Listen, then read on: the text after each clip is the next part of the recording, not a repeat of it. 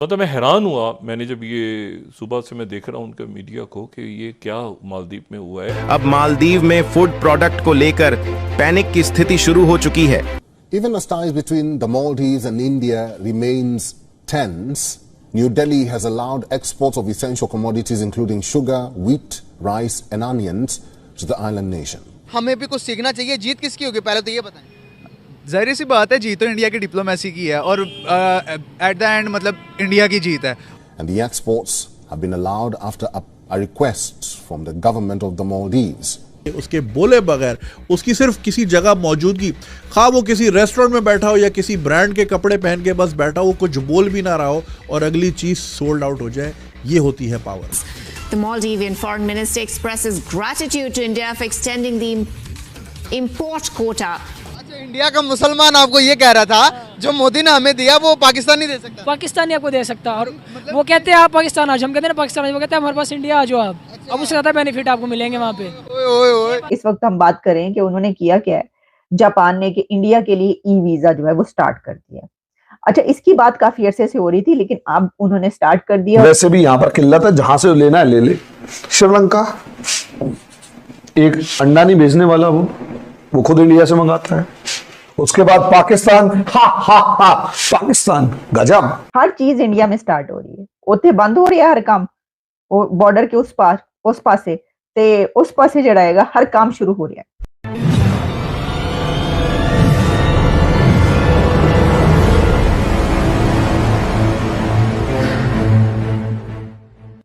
India जो है वो अपनी एक्सपोर्ट इकोनॉमी उनकी, वो एक्सपोर्ट करके अपनी इकोनॉमी चलाते हैं। दूसरी तरफ आपने सही बात की, मालदीव जो है वो टूरिज्म पर निर्भर करता है कि टूरिज्म आएगी तो भाई चलेगा। क्या लगता है कि ये जीत इंडिया की जीत होगी या इंडिया की डिप्लोमेसी की जीत होगी कि जिस तरह से वो काम कर रहे हैं अपने मुल्क के लिए? क्या हमें भी कुछ सीखना चाहिए? जीत किसकी होगी पहले तो ये बताएं।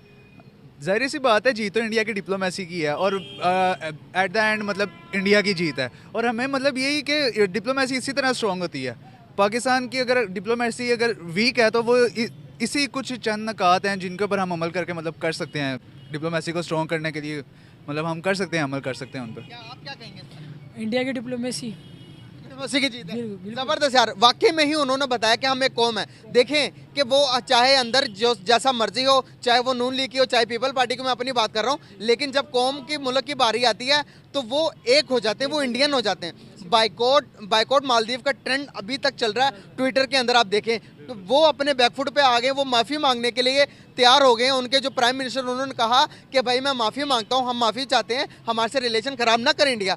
कैसे देखते हैं आप? क्या हमें कुछ सीखना चाहिए जिस तरह से वो पैट्रियोटिक होकर अपने मुल्क के लिए एक हो जाते हैं? कोई पार्टी नहीं रहती, जब मुल्क की बात आती है तो एक इंडियन होते हैं। हमें क्या सीखने की ज़रूरत है? हमें उनसे ये नेशनशिप सीखनी चाहिए जो उनमें है और हमारे में नहीं है। एक चीज़ के वो आपने बहुत बड़ी बात की कि वो एक नेशन हो जाते हैं। अब यहाँ पे मैं चल रहा हूँ रास्ते में, अगर मेरी गलती नहीं है और मैं गलती मनवाएंगे मुझे ज़बरदस्ती, इस मामले में अपने आप को कहूँगा कि गलत हूँ मैं, लेकिन मान लूँगा। लेकिन वो हैं, वो कहते हैं ये चीज़ गलत है ना, गलत है। वो अपनी आवाम उनकी एक बहुत अच्छी है जो कहते हैं वो एक हो जाती है 1 मिनट में। और हम गवर्नमेंट को सपोर्ट करते हैं, हम अपनी आर्मी गवर्नमेंट को सपोर्ट नहीं करते हम। ये नहीं मतलब कि जो पाकिस्तान की जो अवाम है वो एक होती थी कभी, अब नहीं है। अब तो मतलब फ़िरक़ों में और ग्रोहों में बट गए हुए हैं। जो इंडिया की मतलब उसकी जो गवर्नमेंट है वो अवाम है, वो गवर्नमेंट को इसलिए भी सपोर्ट कर रही है कि उसकी गवर्नमेंट अवाम के लिए काम बहुत ज़्यादा कर रही है। काम कर रही है उनकी गवर्नमेंट, बिल्कुल कर रही है, काम कर रही है। हर लिहाज से आप देखें कि जो नरेंद्र मोदी के 8 साल जो गवर्नमेंट में आया वो 10 साल पूरे हो गए भाई। ये 2024 के अंदर इलेक्शन हो।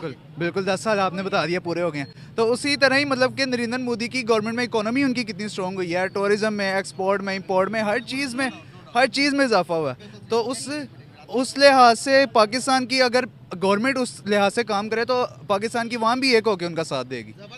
तो ये मतलब क्या कह रहे थे? इंडिया की जो सोच है ना, जो मोदी की सोच है, वो कहते हैं हम अपने मुल्क को लेके आगे चलें।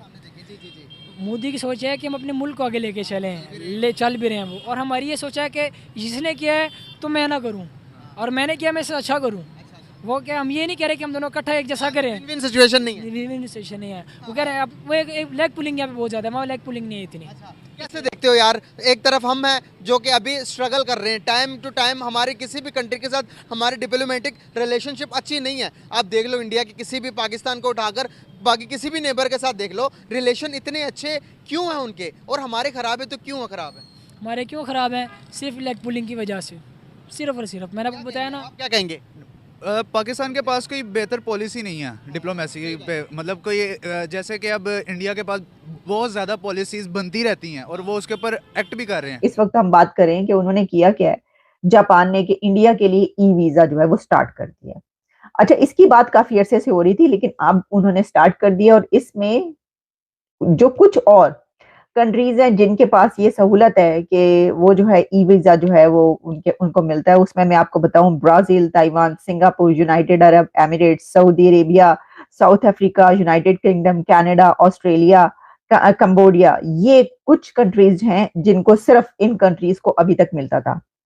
ज्यादा जो ऐसे हैं जो कि मतलब ए लेवल के जिनको कंट्रीज कहा जाता है, सिंगापुर और इस तरह के, वो सारे यूनाइटेड अरब एमिरेट्स वहां पे उन्होंने दिया है। अब ये वीजा इंडिया भी इसमें शामिल हो गया है उन कंट्रीज में, क्योंकि इंडिया शामिल हो चुका है इन कंट्री, यानी इन कंट्री से मुराद ये है कि इस तरह के ए लेवल में इंडिया शामिल हो चुका है, ए ग्रेड कंट्रीज में, ए प्लस ग्रेड, जो सबसे हाई फाई होते हैं कि जिनकी इकोनॉमी और क्या जबरदस्त, तो वो शामिल हो गया है। तो अब जो है वो इसको उन्होंने दे दिया इंडिया को ये सहूलत कि ठीक है जनाब आए। उसमें ये है कि जो इंडिया के लोग हैं जो कि टूरिस्ट हैं, वो वहां पर जाना चाहते हैं जापान और टूरिज्म के लिए, तो उनके लिए ये नहीं है कि वो अपने जो है पहले वो पूरा एक प्रोसीजर जो होता है उसमें वो अप्लाई करें, फिर उनको मिलता ही नहीं मिलता, फिर कितने दिन लगेंगे, ये होगा वो। आपको पता है ई वीजा तो यूं लगता है आपके मोबाइल पर वो आप जाएं दिखाएं और उसके बाद जो है फिर वो एयरपोर्ट पे पहुंच के जो आपका सारा इमिग्रेशन वगैरह जो भी है वो होता है। तो ये इंडिया के उन लोगों के लिए जो कि टूरिज्म पे जो है, मतलब इंडिया के वो लोग जो टूरिज्म क्या मतलब जो भी वहां से जो है वो जापान जाना चाहता है जिस भी उसमें, तो उसको लिए जो ई वीजा है वो एक बड़ी सहूलत उनको फराहम कर दी गई है। और इसमें जो है जो एप्लीकेशन प्रोसीजर है उसका भी अब कम हो गया है, और इंडिविजुअल जो है उसको ऑफिशियल वेबसाइट जो है जापान की वाया एप्लीकेशन सेंटर, बस उस तक एक्सेस होनी चाहिए